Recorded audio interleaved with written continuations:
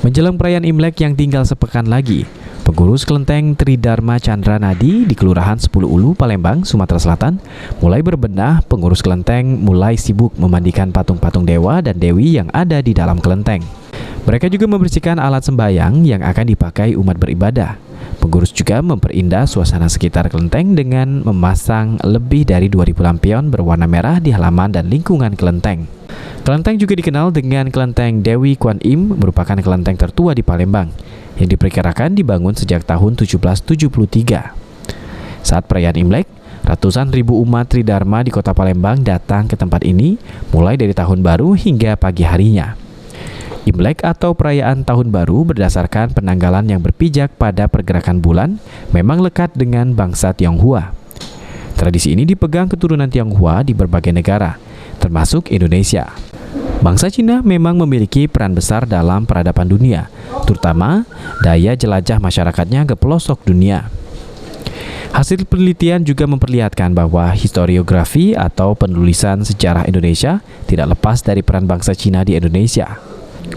Aktivitas kerajaan di Nusantara misalnya, yang sudah terekam dalam jurnal atau catatan penjelajahan Cina sejak abad ke-4 hingga abad ke-7. Imlek syarat dengan ritual. Hari ini 1 minggu sebelum perayaan Imlek, kami ada bersih-bersih altar.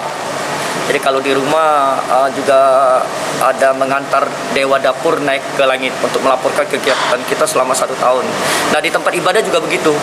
Jadi kita juga ada ritual kemarin jam 12 malam, kita ada prosesi mengantar dewa-dewi, sebagian dewa-dewi naik ke langit untuk melaporkan kegiatan kita selama 1 tahun. Setelah itu kita mulai bersih-bersihkan. Jadi hari ini kita lihat, kita mulai membersihkan rupang, membersihkan altar-altar untuk siap menyambut Hari Raya Imlek. Ada berapa dewa kok yang dibersihkan? Di Kelenteng Kwan Im ini kurang lebih ada 100 dewa lebih ya. Ada 100 lebih rupang-rupang yang harus kita bersihkan, termasuk yang di belakang. Untuk bersihkan ada bahan-bahan khusus nggak, atau kembang atau apa? Memang ini kembali ke arifan lokal. Di Kelenteng Kwan ini kita ada juga pakai kembang 7 warna. Biasanya proses itu ada sebagian tempat juga mereka pakai arak putih.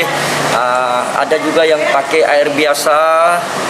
Jadi tergantung masing-masing tempat. Lihat bentuk rupangnya ya. Kalau misalnya bentuknya kayu, mungkin kita tidak pakai air, kita cukup lap. Kalau bentuknya perunggu, ya mungkin kita pakai air. Jadi tergantung dari jenis-jenis rupang, karena ada bahan materialnya dari kayu. Irawan, PAL TV.